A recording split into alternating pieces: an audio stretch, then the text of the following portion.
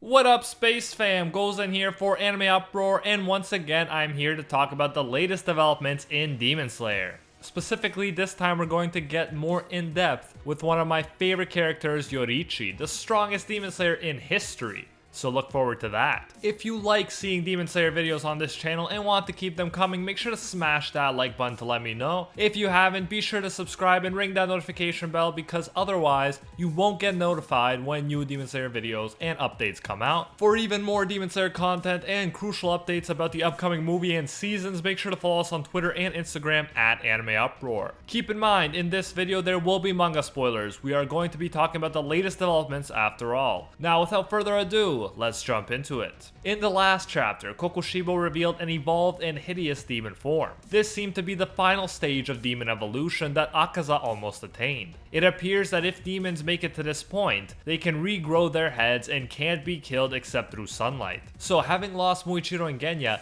it seemed like Yome and Sanemi no longer stood a chance. However, just when it seemed like he was unstoppable, Kokushibo caught a glimpse of his own reflection in Sanemi's sword. He seemed to realize in that moment that he'd lost his way, just like Akaza. In Akaza's case, he stopped trying to get stronger because he regained his memories and realized that he no longer had a reason to get stronger, since the people he wanted to protect with that strength were long dead. For Kokushibo, he realized that he always wanted to be the strongest samurai, but he was no longer a samurai at all. He had become a monster who had nothing in common with a samurai. He betrayed every samurai code in order to attain more power and escape death. When he realized that this wasn't what he really wanted, his body began to dissolve where Muichiro stabbed him with his red blade. His last thought was that he wanted to be like his younger twin brother, Yoriichi. That takes us to the current chapter, which is also amazing. We get the backstory of Kokushibo and Yoriichi, which happens to be a really interesting one. Like I always say, I am psyched when we get more information about Yoriichi, and this is probably the chapter that gives us the most information about him. The chapter is called Little Brother, and it starts off with Kokushibo saying how people who don't feel jealous are lucky. They're lucky because they never met someone like Yoriichi, someone who lives with the favor of the gods lavished upon them. Then we get a really beautiful line. We are told that people like Yoriichi burn like the sun, so fiercely they consume everything around them. As they say, the brightest light casts the darkest shadow, and Kokushibo's life was spent right in the middle of that shadow. In other words, because Yoriichi's talent always shines so bright, Kokushibo is left in the darkness, starved for attention. This light versus darkness metaphor is further emphasized by the fact that Yoriichi used the Breath of the Sun style compared to Kokushibo's Breath of the Moon style. It is clear that Kokushibo has a huge inferiority complex because of his talented brother, so let's see how it developed. As we know, the two were born twins. Yoriichi immediately had the mark on his forehead, and it was considered ominous. Their father actually wanted to kill Yoriichi. He actually only survived because his mother, upon hearing that her husband wanted to kill Yoriichi, erupted in uncontrollable anger like a sudden inferno. It was thanks to her that Yoriichi was spared. Rather than killing him, they decided that he would eventually be sent to the temple at the age of 10, where he would enter the priesthood. The two twins were raised in a completely different manner. Kokushibo was raised as the chosen one who would go on to become the head of the family. As a result, he had a better room, better clothes, better food, and a better education. The father was clearly picking favorites early on, and Kokushibo was the clear favorite. He was told from a young age that he was special and better than his little brother. Yoriichi was always glued to his mom's left side. Kokushibo pitied him. Yoriichi played in a small room, and Kokushibo would secretly visit him behind his father's back. Their father didn't want Kokushibo seeing his little brother, so Kokushibo couldn't give Yoriichi anything he owned, even if he wanted to, because their father would notice. In this way, he was prevented from sharing the wealth that came with being the favorite. However, because of this, he made a flute and gave it to his little brother. This is a really beautiful moment that we should stop and appreciate. Kokushibo clearly wasn't a bad person. Despite his father clearly establishing a narrative where he was superior to his little brother, Kokushibo didn't abuse that power. Rather, he cared about his little brother and even gave him gifts when he wasn't supposed to. As Sirius Black says in Harry Potter, and I really like this quote, "If you want to know what a man's like, take a good look at how he treats his inferiors, not his equals." End quote. And Kokushibo treated his brother kindly as far as we can tell, which goes to show that he was naturally a good person, despite the terrible influence of his father. Little Yoriichi though didn't smile for the longest time, even when he received the flute. He never even spoke until the age of 7, so people thought he was deaf until then. But then one day, when he was watching his brother practice his swordsmanship skills, he spoke fluently out of nowhere. The first thing he ever said was about his big brother. He asked him if his dream was to become the strongest samurai in the land. Kokushibo was so surprised that his brother could talk, let alone talk fluently, that his breath halted and he dropped his sword. This was the beginning of the role reversal that would take place between the brothers. Yoriichi started saying that he also wanted to become a samurai, and then he smiled for the first time. The little unhappy, quiet brother that Kokushibo had always pitied was suddenly talking and smiling. It unnerved Kokushibo, perhaps because he sensed that their relationship was beginning to change. Kokushibo thought at first that it was impossible for Yoriichi, someone who clung to his mother's side whenever he saw her, to become a samurai because samurai had to be willing to risk their lives in battle. No mama's boy could do that. So Kokushibo thought it would never happen. How wrong he was. One day, while Kokushibo was being trained in swordsmanship, Yoriichi showed up to watch. Kokushibo's trainer decided to humor Yoriichi. He gave him a bamboo sword, he verbally told him how to use it, and then the trainer took a ready stance. He had no idea what was about to happen. This kid, who had never held a sword in his life, absolutely wrecked him. Kokushibo trained, and he could never land a hit on his trainer. His first time, Yoriichi, in the blink of an eye, hit him 4 times and knocked him down flat. As a 7-year-old who'd never even held a sword, Yoriichi gave the sword expert 4 fist-sized welts all over his body. I'm a younger brother myself, so I can't fully understand how an older brother feels, but I think we would all be at least a little upset if we spent years practicing something and our younger sibling tried it for the first time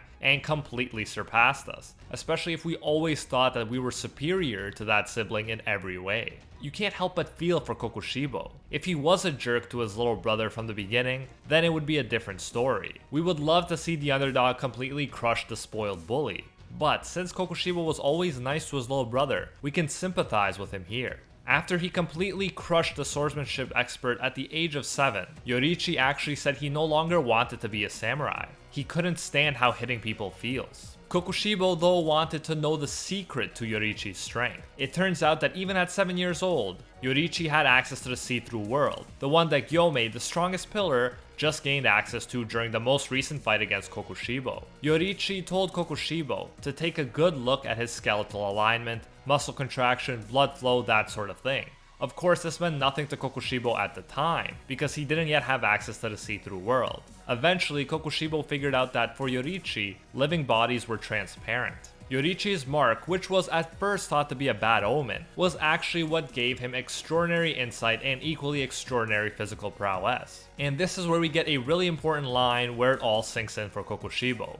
He says, and I quote, "The person whom I had until that moment looked down on had far outstripped me," end quote. At this point, Kokushibo has fully realized just how out of his league his little brother, who he thought was an untalented mess just a little while ago, truly is. Ironically though, Yoriichi doesn't seem like he wants these extraordinary talents. He says he'd rather play a Japanese dice game or fly kites with his big brother than talk about swords. It seems like he wants to do stuff he isn't better than his brother at. He wants to bond and have fun with his brother rather than make his brother feel bad about his own swordsmanship skills. However, Kokushibo was always obsessed with swordsmanship. He had accepted that the path to mastery would involve pain and hardship. But he knew that if he put every ounce of effort into his training, he could grow strong. Yet, next to Yoriichi, the miraculous child prodigy, Kokushibo was moving at a turtle's pace. Ironically, Kokushibo wanted desperately to be the best swordsman, but he didn't have great talent, and Yoriichi, who did have the talent, seemed painfully bored by discussions about sword fighting. Yoriichi, despite being a once-in-a-lifetime genius at swordsmanship, didn't take joy in his talent. The way of the sword was nothing more than a children's game for him. Kokushibo was scared. He knew that his father was told about Yoriichi's great talent. He feared that they would switch places in his father's eyes. Yoriichi would become the heir and samurai, while Kokushibo would be sent to the temple. Then one night Yoriichi visited him. He told Kokushibo that their mother had died. Yoriichi says that he is Kokushibo's retainer, aka someone of inferior rank taken on to serve at the leader's pleasure. Even though he is stronger than Kokushibo at this point, Yoriichi wants to serve under his brother. He tells Kokushibo that he's leaving for the temple immediately and just wanted to say goodbye. He also shows Kokushibo the flute he gave him in the past. Although he didn't smile when he received it, Yoriichi is smiling now. For Yoriichi, his older brother is the most important person in his life. He gets strength by thinking about him and how kind he was to him. He says he will strive day after day. No matter how far from home he drifts, he will not lose heart because he will think of his elder brother who gave him this flute. Even though it was a pretty crappy flute that could produce nothing but off-key notes, Yoriichi treated it like it was his most precious treasure because his brother gave it to him. Yoriichi then bowed to his brother deeply and with almost no belongings left the house. Through his mother's diary, Kokushibo learns that Yoriichi realized he would usurp Kokushibo's place as heir. He left before that decision could be made. Then we figure out that Yoriichi knew everything about his mother's illness. While Kokushibo was protected from it, Yoriichi was constantly helping her. It wasn't that Yoriichi was a crybaby who needed to cling to his mother. Yoriichi as a child was actually supporting his mother so she could walk with less pain. The left side of her body grew more and more impaired, and Yoriichi was the one taking care of her, while Kokushibo didn't even have to worry about it. So while Kokushibo thought that Yoriichi was a spoiled mama's boy, he was actually the one responsible for taking care of their sick parent at such a young age. This fact infuriates Kokushibo. He is so upset it even appears like he starts bleeding from his nose. He crumples the pages of the diary. He can feel his body being consumed by the flames of jealousy from inside out. From the very bottom of his soul, he blazed with hatred for the genius known as Yoriichi. Then we are told that the brothers are separated by a wall called talent at the end of the chapter. So what's with Kokushibo's reaction? How dare he hate the guy who loves him, sacrificed everything for him, and even took care of his mother when she was sick?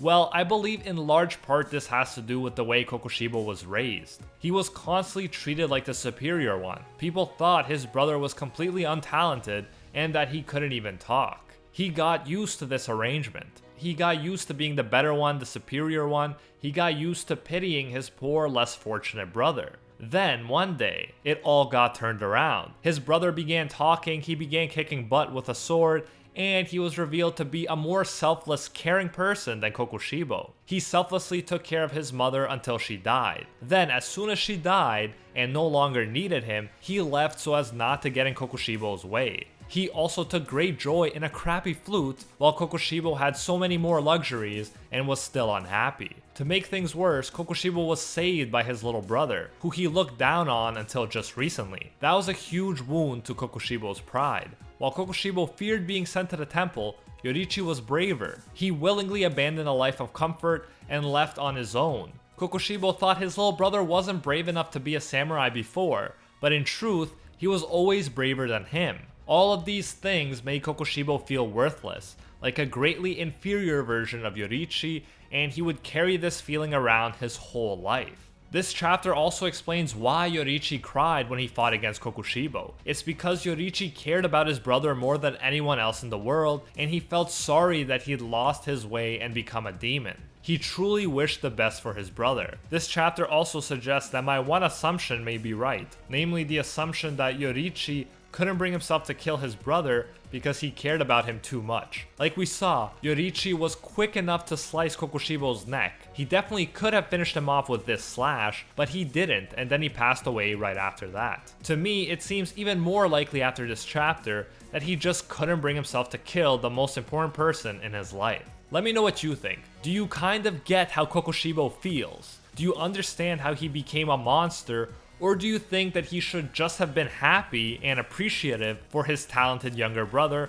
who was willing to sacrifice everything for him? Although it's easy to judge, I do think that the mangaka does a good job of illustrating where Kokushibo is coming from. And that is it for this chapter. There was less fighting in this one, but I'm glad that we got this much needed backstory and additional information about the epic Yoriichi. If you enjoyed the video, make sure to smash that like button to let me know. If you haven't, be sure to subscribe and ring that notification bell so you actually get notified when new chapter reviews drop. A big thank you goes to our patrons over on Patreon who help make videos like this one possible. I especially want to thank our Pro Hero tier patrons, the one and only Gilgamesh, Nothing But a Fan, Jason Wilson, King Zeldris, Angel Cruz, Steelers, Poe Pablo, Atropos Wraith, $50 Beat, Ekarad GN, Anatoly Kazatsky, and DJ Nathaniel, and are the 1-tier patrons, the ones who stand atop all clans, Steven Ingrata, Alola Notem, Matty Mac 239, Makoto Kun, and Seth Cooper. If you enjoy our work, you can support more of it by going over to patreon.com/AnimeUproar